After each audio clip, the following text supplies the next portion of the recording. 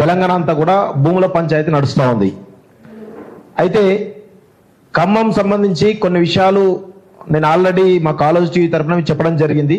మరొకసారి కూడా మీ అందరికీ తెలిసే ఉద్దేశంతో దీని వెనకాల ఎవరెవరు ఉన్నారు, ఎట్లా జరిగింది అనేది నాకు వచ్చినటువంటి సమాచారం మేరకు మీకు చెప్తున్నాను. సో ఇక్కడ తుమ్మల నాగేశ్వరరావు అదేవిధంగా పొంగిరెడ్డి శ్రీనివాసరెడ్డి పేర్లు బయటకు వినిపిస్తున్నాయి. కానీ తెర వెనుక వీళ్ళ అనుచరులు ఎవరైతే ఉన్నారో వాళ్ళ పేర్లు కూడా బయటికి రావాల్సిన అవసరం అవుతుంది. వాళ్ళు చేసినటువంటి దుర్మార్గాలు కూడా బయటికి రావాల్సిన అవసరం అయితే ఉంటుంది. కాబట్టి వాళ్ళ పేర్లు చెప్పదలుచుకున్నాం మిత్రులారా. అంటే నేను ఇక్కడ ఎవరైనా కమ్మవాళ్ళు ఉంటే క్షమించాలి, కానీ వాళ్ళు చేస్తున్నటువంటి పరిస్థితుల వల్ల ఆ కమ్మ కులానికి కూడా చెడ్డ పేరు వస్తూ ఉంది. సో ఇక్కడ బయ్యారం మాఫియా అనేటువంటి ఒక పేరు ఖమ్మంలో ఉన్నది. ఖమ్మం నగరంలో బయ్యారం మాఫియా అంటే దానిలో కొంతమంది ఉన్నారు. వాళ్ళ పేర్లు చెప్తాను నేను ఒకసారి. వేదుల సురేష్, బొడ్డు భాస్కర్ రావు, వేజుల సురేష్, బొడ్డు భాస్కర్ రావు, ముల్ల కిషోర్, ఒక ఏసీబీ ఆఫీసర్ కూడా ఉన్నాడు. ఇలా ఏసీబీలో కీలకమైన స్థాయిలో ఒక ఆఫీసర్ ఉన్నాడు. అదేవిధంగా ఎలమంచిలి సత్యనారాయణ, ప్రియదర్శిని కాలేజ్ నవీన్. సో వీళ్ళందరినీ ఖమ్మంలో బయ్యారం మాఫియా అంటారు. వీళ్ళందరూ కూడా ఎవరికి దగ్గర అంటే చంద్రబాబు నాయుడు పిఏ ఒకరికి దగ్గర. ఈ యొక్క కథా కహాని నడుస్తున్నప్పుడు మొత్తం సమాచారం తుమ్మల నాగేశ్వరరావు కానీ పొంగిరెడ్డి శ్రీనివాసరెడ్డి కానీ వీళ్ళందరూ కూడా ఆల్రెడీ ఓకే అన్నారు, కూర్చొని సిద్ధమైపోయారు. కానీ డెసిషన్ తీసుకున్న క్రమంలో ఇక్కడ వీళ్ళకు హోమ్ డిపార్ట్మెంట్ కానీ లేకపోతే ఇంకా రకరకాల డిపార్ట్మెంట్ ప్రెజెన్స్ కావాలి కాబట్టి చంద్రబాబు నాయుడు పిఏ నుంచి ఇప్పుడు ప్రస్తుతం రాజ్యసభ ఎంపీ అయినటువంటి వేం నరేందర్ రెడ్డి, ప్రభుత్వ ప్రధాన సలహాదారు, ఆయన పరోక్షంగా హోమ్ డిపార్ట్మెంట్ చూస్తున్నటువంటి వ్యక్తి. ఇది చాలా మందికి తెలిసేవి ఉంటుంది. సో చంద్రబాబు నాయుడు పిఏ నుంచి వేం నరేందర్ రెడ్డి కాల్ వచ్చింది. వేం నరేందర్ రెడ్డి అక్కడ కంప్లీట్ గా దాని వెనకాల మొత్తం నడిపించిండు. తుమ్మల నాగేశ్వరరావు, పొంగిరెడ్డి శ్రీనివాసరెడ్డి, అదేవిధంగా వేం నరేందర్ రెడ్డి అంటే పరోక్షంగా రేవంత్ రెడ్డి గారు, నో డౌట్ గా ఇక్కడ నేను చెప్పినటువంటి బయ్యారం మాఫియా వీళ్ళందరూ కలిసి ఇప్పుడు ఈ యొక్క భూముల మీద పడ్డారు. భూములకు సంబంధించినటువంటి 1000 మంది ఇళ్లను, గుడిసెలను కూల్చేసి వాళ్ళ రోడ్ల పాలు చేసిండ్రు. సో ఇదంతా కూడా మేము మొదటి నుంచి కూడా చెప్తున్నాం. మేము అప్పుడు గతంలో ఆ కూల్చివేతలు అయినప్పుడు మేము పోతున్న సందర్భంలో కూడా దీని వెనకాల చంద్రబాబు నాయుడు హస్తం కూడా ఉందని చెప్పినాం. ఇది పక్కాగా మేము చెప్తున్నాం. మాకు వచ్చేటువంటి పక్కా సమాచారంతో చెప్తున్నాం. మేము 100% దీనిలో వీళ్ళున్నారు.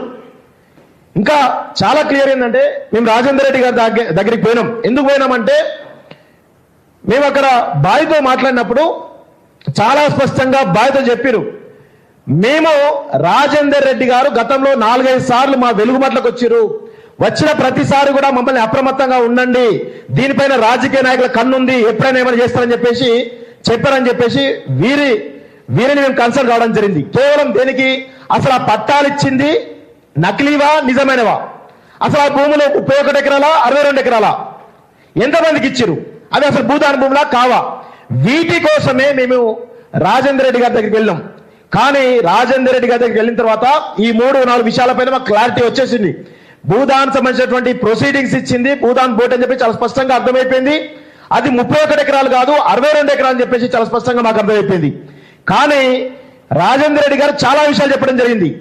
ఇక్కడ కేసీఆర్ ప్రభుత్వంలో ఏర్పడినప్పటి నుంచి 2014 జూన్ నుంచి కూడా ఈ భూదాన్ భూముల పైన కేసీఆర్ ఏ విధంగా కన్నేసిండు, కేసీఆర్ తో పాటు ఇప్పుడున్నటువంటి పొంగిరెడ్డి శ్రీనివాసరెడ్డి, పువ్వాడ అజయ్, అదేవిధంగా తుమ్మల నాగేశ్వరరావు వీళ్ళందరూ కలిసి ఏ విధంగా భూములను పంచుకోవడానికి సిద్ధమైనరో, ఏ విధంగా భూములను దోచుకోవడానికి సిద్ధమైనరో రాజేందర్ రెడ్డి గారు చాలా స్పష్టంగా చెప్పడం జరిగింది. భూదాన్ బోర్డు ఆఫీస్ పైన దాడి చేసి, ప్రభుత్వం ఉంది కదా మేము సీఎం కదా అని చెప్పేసి దాడి చేసి అక్రమంగా మొత్తం రికార్డులను తీసుకుపోయినటువంటి విషయాన్ని కూడా రాజేందర్ రెడ్డి గారు స్పష్టంగా చెప్పడం జరిగింది. అంటే 2014 నుంచి కూడా ఈ భూదాన్ భూముల పైన కన్నుపడ్డది. మొన్న పొంగులేటి శ్రీనివాసరెడ్డి ప్రెస్ మీట్లో చెప్తున్నాడు, ఎప్పుడు కూల్చారు ఇది అని చెప్పేసి ఫోటో సహా చెప్తున్నాడు. ఏది 2023 జూలైలో అనుకుంటా. మరి 2023 జూలైలో పొంగులేటి శ్రీనివాసరెడ్డి ఎక్కడున్నాడు? అంతకు ముందు 2-3 సార్లు కూల్చివేతలైనాయి. అప్పుడు ఎక్కడున్నాడు పొంగులేటి శ్రీనివాసరెడ్డి? బీఆర్ఎస్ పార్టీలో ఉన్నాడు కదా. తుమ్మల నాగేశ్వరరావు ఎక్కడున్నాడు? బీఆర్ఎస్ పార్టీలో ఉన్నాడు కదా. పువ్వారాజు ఎక్కడడు? బీఆర్ఎస్ పార్టీలో ఉన్నారు కదా. మువ్వ విజయబాబు ఎక్కడడు? బీఆర్ఎస్ పార్టీలో ఉన్నారు కదా. వీళ్ళందరూ కూడా అప్పటి నుంచి బీఆర్ఎస్ ప్రభుత్వం నుంచి కూడా ఇప్పుడు కాంగ్రెస్ ప్రభుత్వం వరకు కూడా కేవలం భూముల కోసమే ఈ యొక్క దుర్మార్గాలు చేస్తూ ప్రజల్ని రోడ్ల పాలు చేశారు. దీనిలో విచిత్రం ఏంటంటే అధికారులు కూడా అసలు వాళ్ళకు అధికారులు ఉన్నప్పుడు కనీసం చట్టాలు గౌరవించాలి కదా. అసలు ఆ భూములు ఎంత ఉన్నాయి ఏంటి అని వెరిఫై చేయకుండా కలెక్టర్ కూడా 31 ఎకరాలు అని చెప్పి డిక్లేర్ చేస్తున్నాడు. ఎందుకు డిక్లేర్? చాలా క్లియర్ గా భూభారతిలో పహానీలలో చాలా క్లియర్ గా ఉన్నాయి. భూదాన్ ల్యాండ్సే రిజిస్టర్ అయినట్టుగా ఉన్నాయి మిగతా 31 ఎకరాలు కూడా.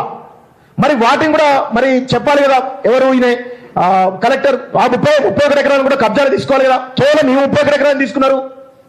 ఎంత దుర్మార్గం అంటే ఈ 31 ఎకరాల చుట్టుపక్కల మొత్తం కూడా పువ్వాడ అజయ్కి 100 ఎకరాల భూములు ఉంటాయి, పొంగులేటి శ్రీనివాసరెడ్డికి 100 ఎకరాల భూములు ఉంటాయి, తుమ్మల నాగేశ్వరరావు వాళ్ళ కొడుకు అల్లులకు అందరూ కూడా 100 ఎకరాల భూములు ఉంటాయి, మువ్వ విజయబాబుకు ఉంటాయి. ఇక అక్కడ ఉన్నటువంటి ఖమ్మంలో ఉన్నటువంటి రాజకీయ నాయకులు ఎవరైతే ఉన్నారో వాళ్ళందరూ కూడా 100 ఎకరాల భూములు ఉంటాయి. మధ్యలో ఈ భూమి ఉంది. ఈ భూమి పేద ప్రజలది. ఈ భూమి పేద ప్రజలు కాబట్టి ఇక్కడ ఉంటే ఈ బస్తీ కాబట్టి చుట్టుపక్కల భూములకు రెక్కలు రావు, వాటికి డబ్బులు రావు అని చెప్పేసి దుర్మార్గంగా వీళ్ళని పంపించడం జరిగింది. సో దీని వెనకాల ఇంత పెద్ద కథ ఉన్నది. అంటే ఇది కేవలం ఎంత పెద్ద ఎత్తున జరుగుతుంది చూడండి. ఇదంతా చేసినందుకు వేం నరేందర్ రెడ్డికి రాజ్యసభ ఎంపీ గిఫ్ట్ గా ఇవ్వడం జరిగింది. ఇదే జరిగింది వాస్తవంగా. నేను చెప్పిన వెలుగుమట్లలో 1000 ఇళ్లను కూల్చివేసి పేద ప్రజలు రోడ్డు మీద వేసినందుకు ఎవరికి? వేం నరేందర్ రెడ్డికి గిఫ్ట్ గా రాజ్యసభ ఎంపీ ఇచ్చారని చెప్పేసి చాలా స్పష్టంగా చెప్పిన. ఎవరైనా సరే మానవత్వం ఉన్నవాడు ఎవరైనా సరే వాటి గురించి ఈరోజు ఆ పేద ప్రజల గురించి మాట్లాడాలి. ఇందులో అన్ని పార్టీలు ఏకమైనాయి. నేను బీజేపీ నాయకులతో మాట్లాడినా, అందులో బీజేపీ నాయకులు ఉన్నారు. ఎందుకంటే బీజేపీ జిల్లా అధ్యక్షుడు ఎవరు? తుమ్మల నాగేశ్వర సంబంధించిన బంధువు. ఈరోజు అక్కడ సిపిఐ సంబంధించినటువంటి కమ్యూనిస్ట్ నాయకులు కూడా తుమ్మల నాగేశ్వర బంధువులు. బీఆర్ఎస్ పార్టీ నాయకులు ఉన్నారు, కాంగ్రెస్ పార్టీ నాయకులు ఉన్నారు, బీజేపీ కమ్యూనిస్టులు అందరూ కలిసే ఉన్నారు. అందరు కలిసే ఈరోజు ఈ పేద ప్రజలను రోడ్ల పాలు చేసింది. అందరూ గుర్తుపెట్టుకోవాలి. ఖచ్చితంగా ఒక నాన్ పొలిటికల్ ప్రజా ఉద్యమాలు జరిగితేనే వాళ్లకు న్యాయం జరుగుతుంది. ఆ న్యాయం జరిగే వరకు కూడా మనందరం కూడా కలిసికట్టుగా పోరాటాలు చేయాలి. అదేవిధంగా హైకోర్టు కూడా ఈ యొక్క అంశాన్ని సుమోటోగా తీసుకోవాలి. మానవ కమిషన్ కూడా దీన్ని సుమోటోగా తీసుకోవాలి. ఎందుకంటే అందులో చాలా మంది దళితులు ఉన్నారు, బీసీలు ఉన్నారు, అందరూ ఉన్నారు. సో ఇక్కడ జాతీయ స్థాయిలో ఉన్నటువంటి ఎస్సీ కమిషన్ కానీ, జాతీయ స్థాయిలో బీసీ కమిషన్ కానీ, జాతీయ స్థాయిలో ఉన్నటువంటి ఎస్టీ కమిషన్ కానీ, న్యాయస్థానాలు కానీ వీటిని సుమోటోగా తీసుకోవాలి. ఖచ్చితంగా సుమోటోగా తీసుకొని వాళ్ళకు న్యాయం జరిగే విధంగా మనందరం ఆ కార్యాచరణగా ఈ యొక్క సమావేశంలో డిసైడ్ కావాలని చెప్పేసి కూడా నాకు కోరుతూ నాకు అవకాశం మీ అందరూ కూడా ధన్యవాదాలు. జై తెలంగాణ. ధన్యవాదాలు. ఇప్పుడు జూలూరు గౌరీశంకర్ గారు 1 నిమిషం మాట్లాడుతూ, తర్వాత గోవర్ధన్ గారు. వీళ్ళంతా కొంత ఒత్తిడి ఉంది, దీన్ని దృష్టిలో పెట్టుకోండి.